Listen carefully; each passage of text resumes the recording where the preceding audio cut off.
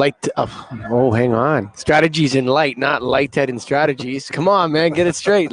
Strategies in light coming out hot here from San Diego, California. We're in the convention center, and this live stream is brought to you by the one call does it all, Greggy. That's right. Bill Brown Sales, over 60 years. They have every fixture component you can imagine. Pretty much, man. Yeah. One call does it all. Go to BillBrownSales.com, man. We got Blaine. I forgot your last name though. Blaine Goddell. Gettle.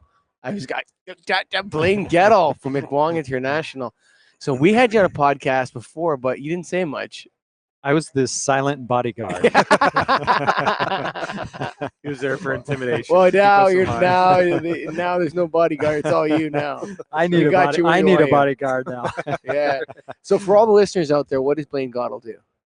Or Goddell? Goddell or Goddell? Yeah. I am a vice president at McWong International in Sacramento, California, and joined the company in 1997. Okay. Seen a few changes. Seen a lot of changes. Yeah, That's a ride. it has been. So what do you do every day at McWong? We're a small company, so I wear a lot of hats. Do you? Not afraid to roll up my sleeves, get my hands dirty. We have we supply lighting components primarily to the tier 1 and tier 2 luminaire manufacturers across the country. For the most part in North America. Mm-hmm. Some now in Europe, and we supply some fixture assemblers in Asia as well. Okay. And so day to day for me, it's working with customers, building relationships, making sure the customer gets what they expect to get when they expect to get it, and kind of in a nutshell. Do you see the future for McWong transformative? Like, do you guys?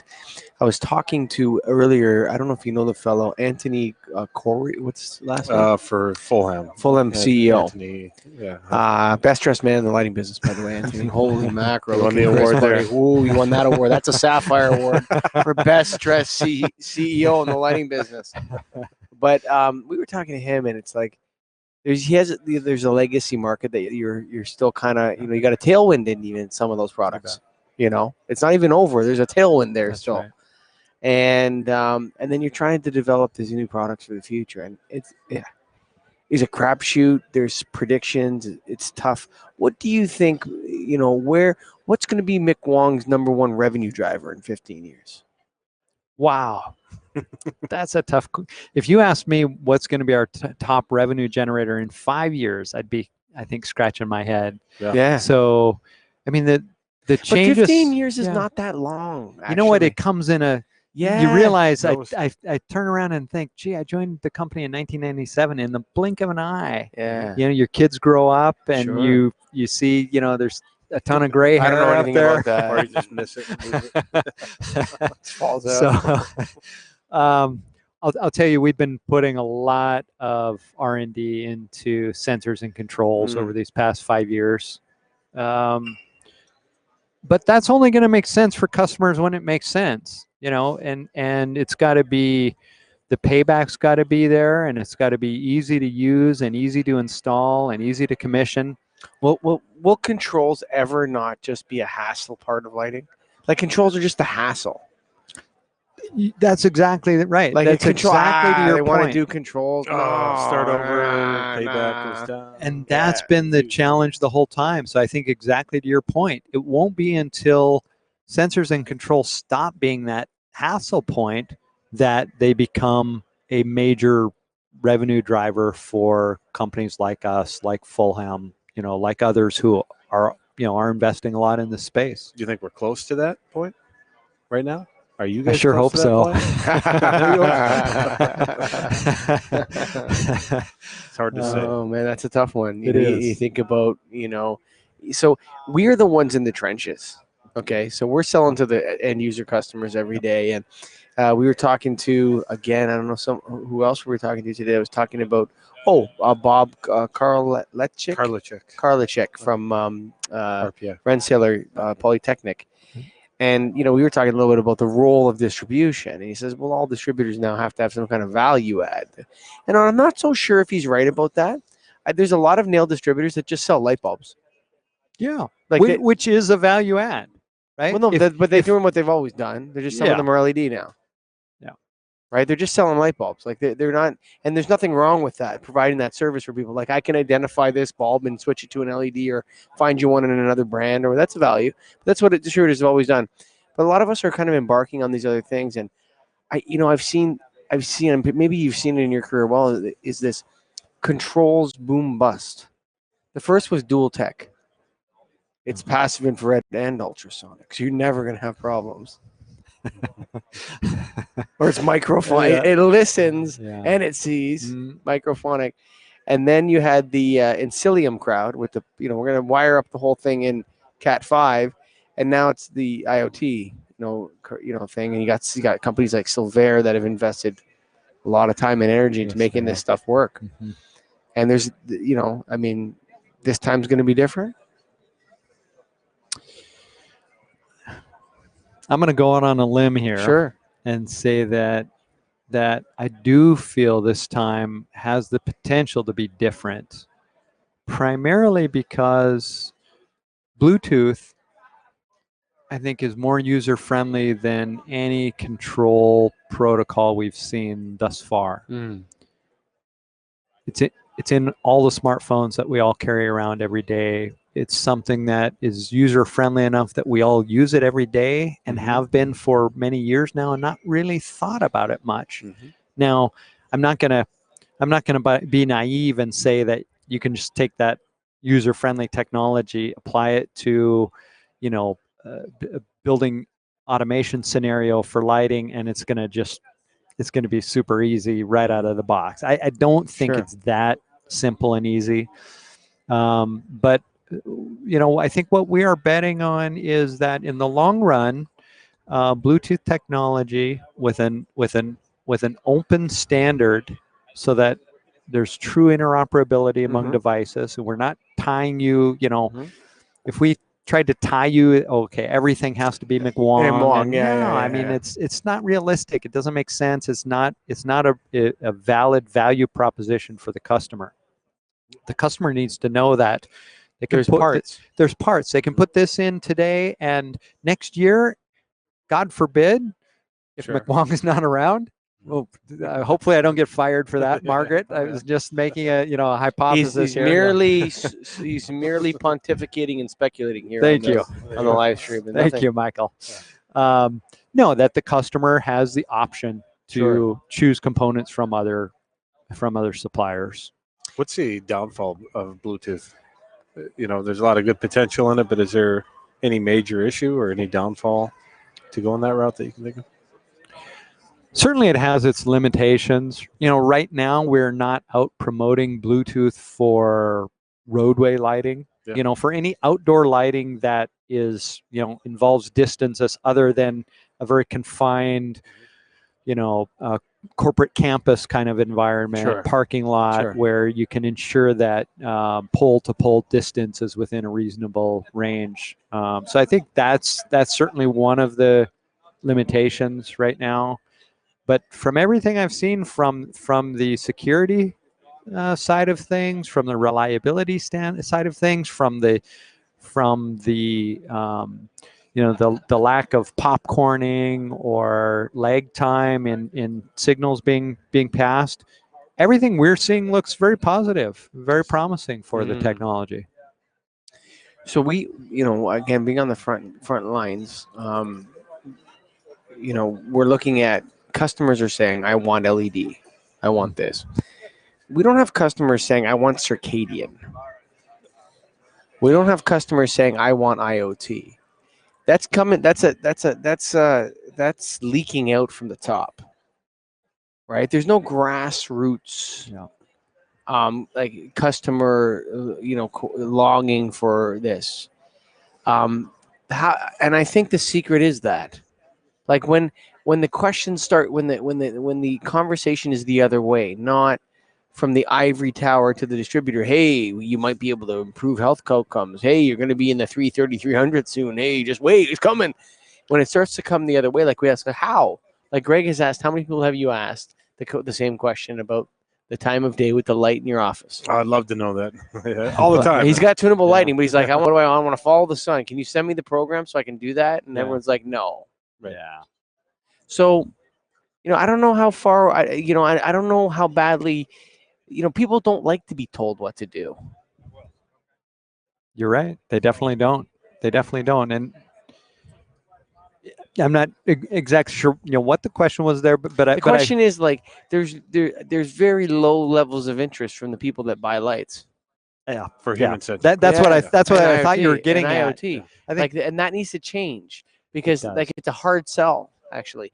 I don't want to go sell IoT to somebody. No, or I think you're HealthFix. exactly right. I mean that's critical. That it's got to come from grassroots. It's got to come from the end user saying, "This is what I want," and enough end users saying, "This is what I want," that it makes sense that this starts to become available. So I think there's circadian. What I feel, and this is just a N of one kind of example, but in my own household, what I'm seeing, and this is what I think could be kind of the beginnings of a grassroots kind of request for what maybe circadian is maybe a little more sophisticated, but my son, who's my youngest son, who's 12, is basically he has 2 lights in his room. Okay, we're not sophisticated enough that we have color tuning. He has 2 lights in his room. One is 5,000 Kelvin, Okay. and one is 2,700. And at night, like after 8 p.m., he switches off the 5,000 and only keeps on the 2,700. And this is coming from him saying, yeah, I just I find the 5,000 Kelvin makes me not want to sleep as early and stuff. So I think that's the kind of thing that can become a grassroots from the young people getting familiar with how it makes them Yeah, but feel. you're 15 years away from the public asking for that. You may be right. Like, not only do they have to ask that, like, I'm also a believer that you learn from your customers. I don't think that you actually teach them anything. I think they teach you stuff, right? And you may provide them with specific knowledge about the solution to their problem, but they're the ones that are outlining the problem. You know what I'm saying? Yeah. It's like the lighting industry is not in charge of whether or not people want circadian lighting or not. No. The people are in charge of that, And so it's going to be interesting to see, do people have the appetite for $2,000, $3,000 2x4 troffers? You know what I'm saying? Like, do they? And yeah, there's productivity gains here. I don't know. I want to see what's going to happen there. No, I think you have a good point. But and see, that brings us back to actually where I think Bluetooth may be a bit of a differentiator. That Bluetooth, I think, relatively speaking, Sure.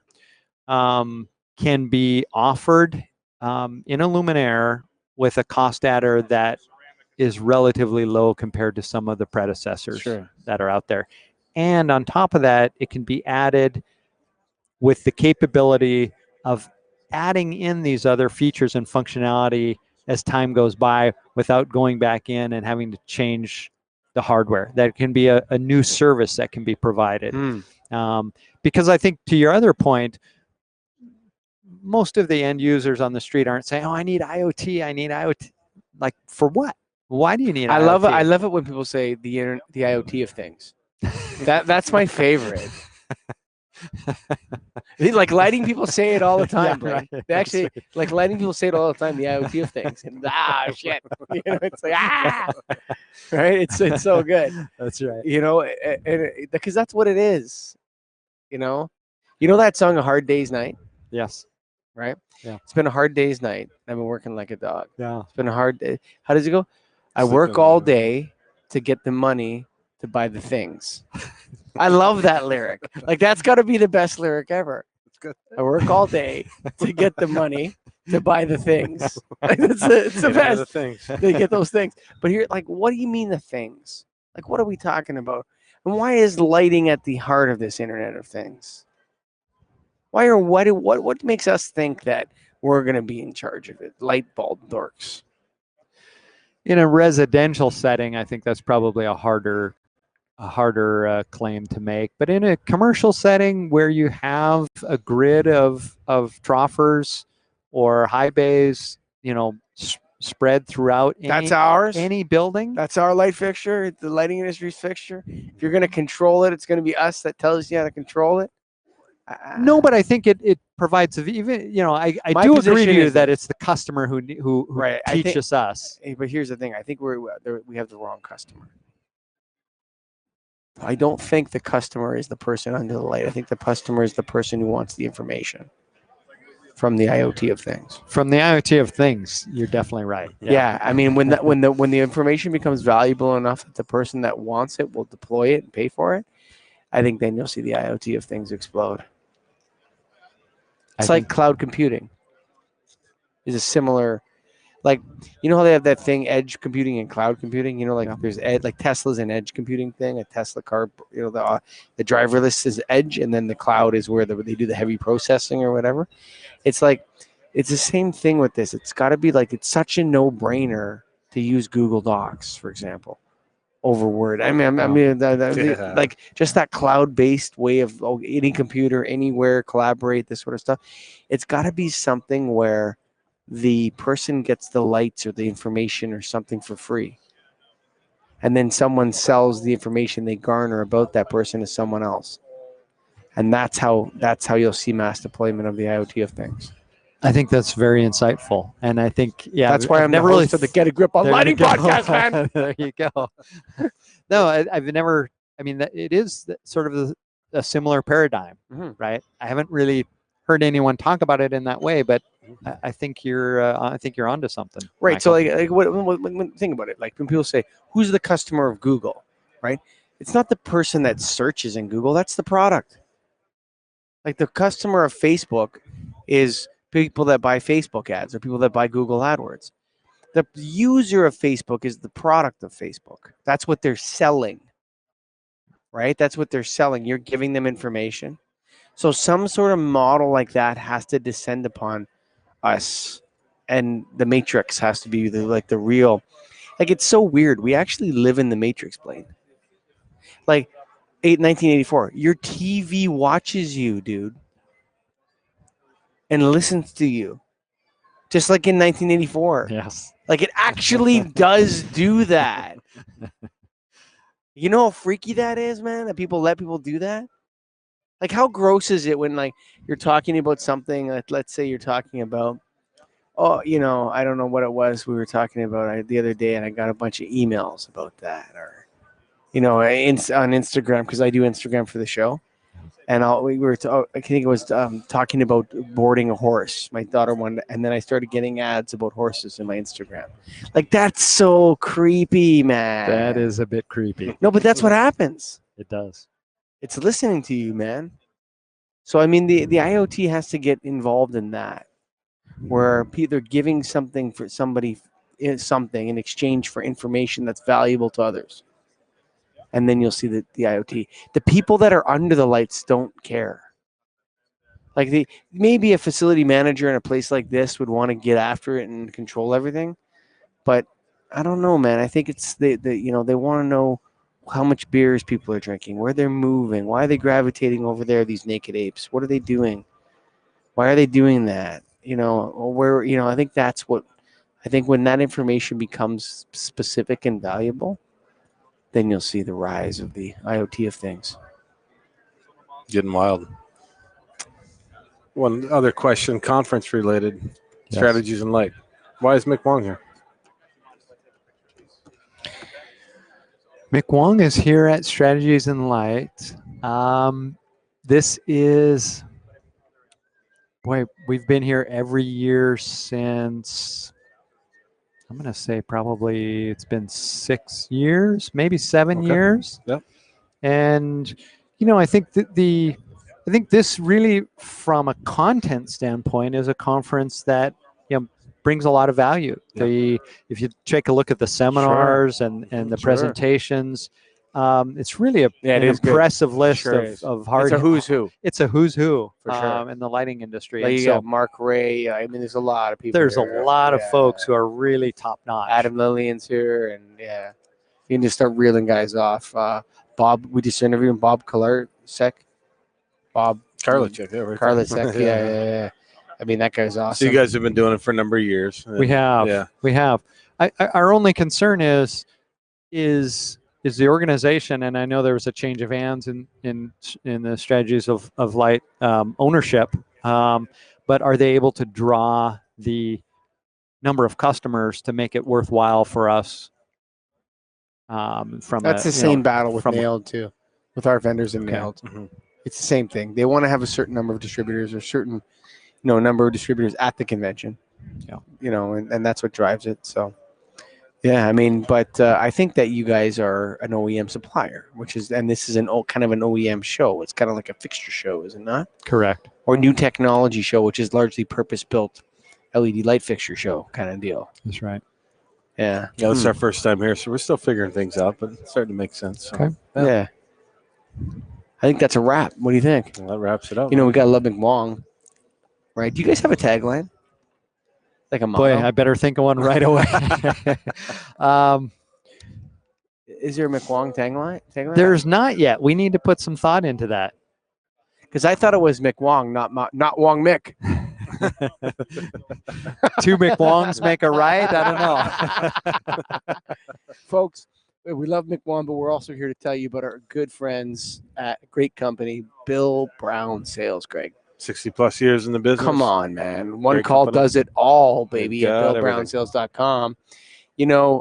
We thank them for sponsoring this live stream, but also, they got a great booth here at Strategies. And if you're tuning into this, you're seeing this on LinkedIn or something like that, you got to check out the Bill Brown booth.